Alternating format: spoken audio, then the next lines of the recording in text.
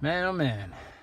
Well, I was able to clear up some space on my phone here, so hopefully this one won't have to get cut short. But I just stayed a little bit late for my main job. I got about 3 hours overtime in. Pretty glad about that. Not gonna hurt my budget. It's gonna help out a little bit. Uh, I wanted to talk to you today. I actually came up with a topic. I was like, porta potties, right?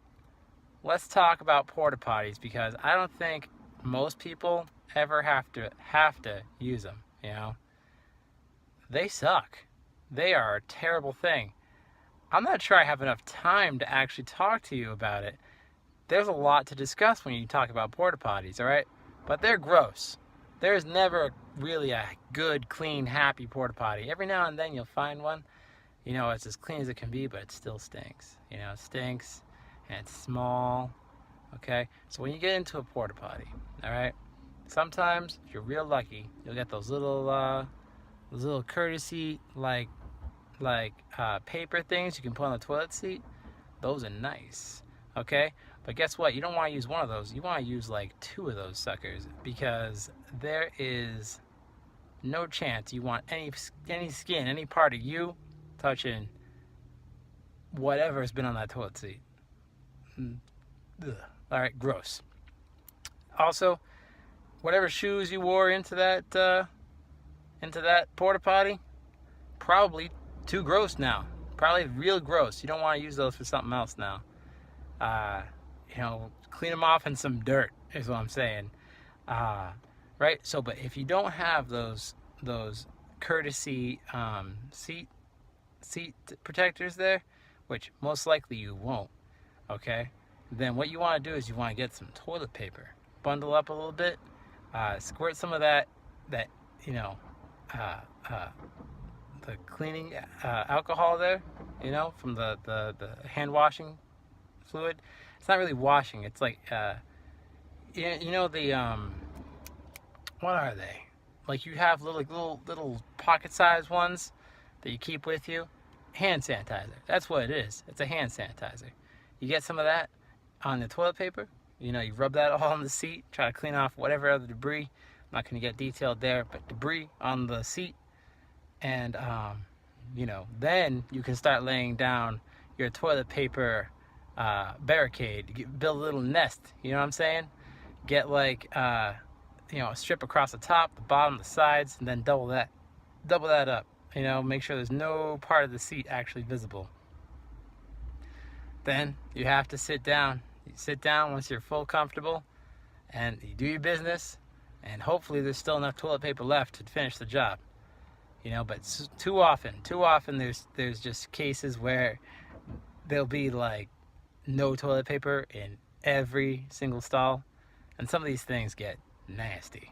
All right, some people, I swear, all right, I don't know if they just squat over it and they miss. Gross. I don't know if I've seen these things gone a long time without being cleaned, to the point where there's actually like material coming up above the seat. So if you were to try to sit down on the seat like a normal, decent human being, you'd have stuff touching your butt. Ugh, just gross. Okay? I gave you the best case scenarios. Those are what you want to do if you can. But you can't always do that. And, man, it can be depressing using that stuff all the time. You want to try to not go to the bathroom when the only bathrooms on your job site are like that. Forget it. You want to try holding it till you get home or going before you get here.